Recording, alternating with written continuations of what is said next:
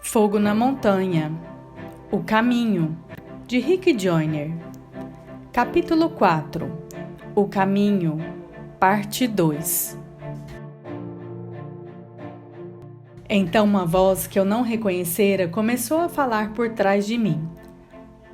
Os valentes de Israel, que serviram ao rei Davi, foram formados na comunhão, em meio às provações que passaram juntos.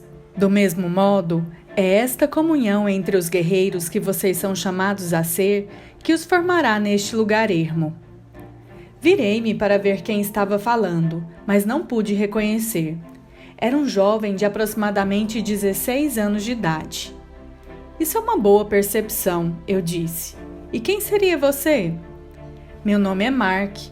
Foi-me dito que eu encontraria um pelotão de grandes guerreiros neste caminho, os quais eu deveria acompanhar. Eu não nos chamaria assim ainda, respondi, mas somos guerreiros em formação. Vocês devem ser aqueles que estou procurando, pois este é o lugar a respeito do qual me disseram que os encontraria. Posso juntar-me a vocês? Foi como se todos tivessem entrado na conversa simultaneamente. Claro que você pode, por favor, estamos felizes em ter você. Em seguida, as apresentações começaram.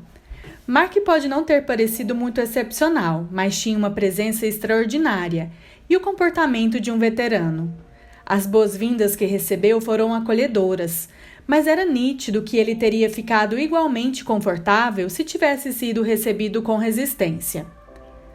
Você já foi à montanha? Perguntei a Mark. Não, mas lutei em muitas batalhas e o propósito da minha vida é chegar até a montanha. Respondeu Mark, que continuou. Senhor, eu o interrompi. Desculpe. Por favor, continue. Foi uma interrupção bem-vinda e uma útil demonstração do que eu estava falando. Retomei. Eu lhes dizia sobre o quanto enfrentarmos as provas à frente, juntos, nos forjará na comunhão que somos chamados a ter. Seu exemplo do rei Davi e seus valentes foi perfeito. Você tem mais a nos dizer sobre isso? Indaguei-lhe. Aqueles que nunca provam essa comunhão não a podem compreender. Os laços forjados em batalhas e adversidades são como nenhum outro, disse Mark. Você é bem jovem, mas fala como se já tivesse experimentado isso.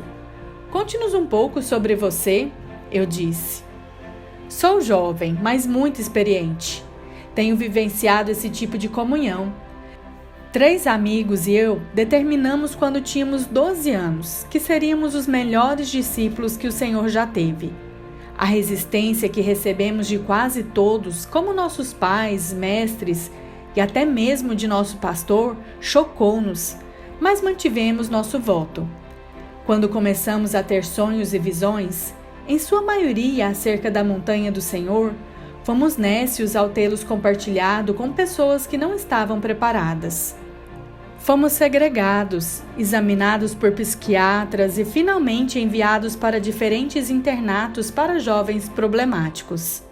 Mesmo tendo sido separados, temos conseguido manter contato. Espero encontrá-los na montanha ou ainda nesta jornada. Como você conseguiu sair do internato? Perguntei. A maioria estava lá por crimes, drogas ou participação em gangues. Confesso que não fui muito bem aceito, mas estava decidido a manter minha promessa a ser o melhor discípulo de Cristo que eu poderia ser. Tive que fugir, caso contrário, provavelmente não teria sobrevivido por muito mais tempo. Em seguida, foi-me dito que eu os encontraria aqui. Quem lhe disse isso? Alguém do grupo perguntou. Mark olhou para mim, dando a entender que solicitava minha permissão para responder a essa pergunta. Eu acenei com a cabeça para que prosseguisse. Um anjo me disse em um sonho, respondeu Mark. Houve silêncio por um longo momento até que Mary, com um toque de ceticismo, perguntou. Então você viu um anjo? O que mais ele disse? Ele me contou sobre alguns de vocês, respondeu Mark. Seu nome é Mary? Deve ser. Não há mais ninguém aqui que se encaixe na sua descrição. Ficaram todos em silêncio por um momento, enquanto tentavam lembrar se alguém a havia chamado pelo nome desde que Mark se juntara a eles. Estavam todos bem certos de que não tinham feito quando Mary continuou. E o que esse anjo lhe falou sobre mim? Que você tem várias perguntas. Muitas são boas e serão respondidas, mas algumas provêm de um cinismo que pode desviá-las se você se tornar impaciente ou arrogante, disse Mark, resoluto e olhando para ela diretamente nos olhos. Mary e todos os demais sabiam que isso só poderia ter vindo de Deus, e era exatamente o que Mary precisava ouvir.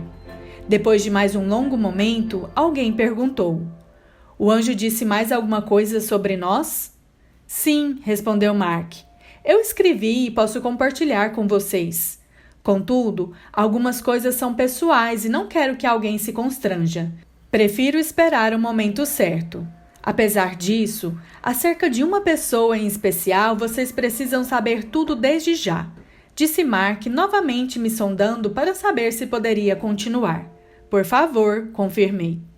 "Há alguém aqui que conhece muitos grandes líderes, inclusive líderes mundiais. Entretanto, no momento ele se vê como um fracassado ao invés de um líder. Ele teve algumas grandes falhas, especialmente em relacionamentos, mas não é um fracassado.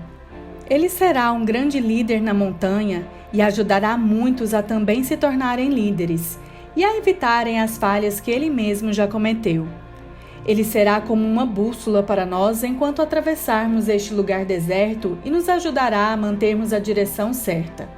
Devo dizer-lhe que o Senhor nunca se decepcionou com ele e que seu futuro é brilhante." Todos olharam para William, por cujo rosto lágrimas já escorriam. O grupo sabia que Mark não poderia ter adivinhado isso e que de fato a palavra vinha do alto. Depois de alguns momentos, Mary falou novamente: "Mark, como o anjo se parece?"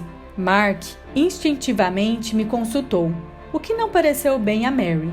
Logo me lembrei do quão importante a voz havia dito que seriam as perguntas de Mary, e igualmente a maneira com a qual eu lhes responderia. Como hesitei, Mary indagou: "Por que ele precisa de sua permissão para responder?" "Ele não precisa, mas determinadas coisas são muito sensíveis e precisam ser reveladas no momento certo. Aprecio a maturidade de Mark em considerar o conselho de outros acerca de compartilhá-las ou não." Respondi. "Você está certo", confessou Mary. "Fui inconveniente. Desculpe-me." "Mary, eu não quero inibir suas perguntas", respondi, pensando sobre o que a voz me havia dito a seu respeito. "Embora você precise discernir quando suas perguntas forem fruto de impaciência ou arrogância, conforme Mark alertou, você é livre para perguntar. Também não quero inibir Mark ou qualquer outra pessoa de compartilhar o que considerar ser apropriado. Vocês precisam ter noção dessa liberdade, pois a cada um de vocês será revelado algo acerca do próximo que não apenas será útil, mas também necessário para esta jornada." Disse que a única pergunta estúpida é aquela que não é feita. Sinceramente, não concordo totalmente com isso, mas perguntas indicam interesse.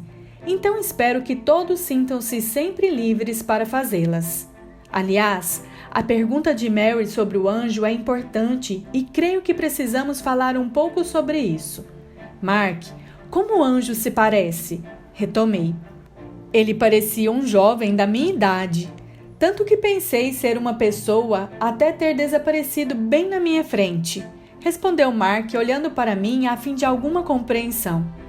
Nas Escrituras, vemos que isso não é uma experiência incomum dentre os crentes e acrescento que será comum aqui.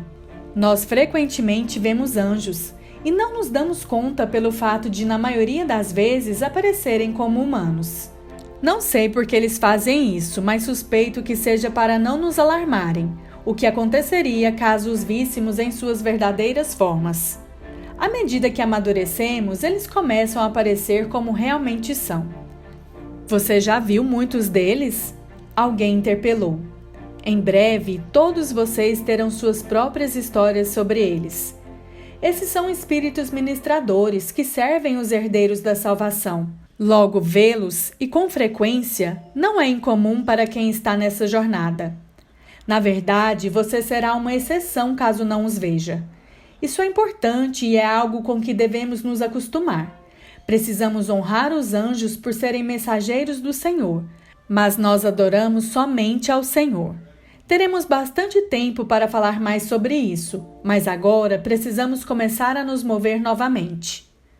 Mark, estamos todos agradecidos por tê-lo junto a nós.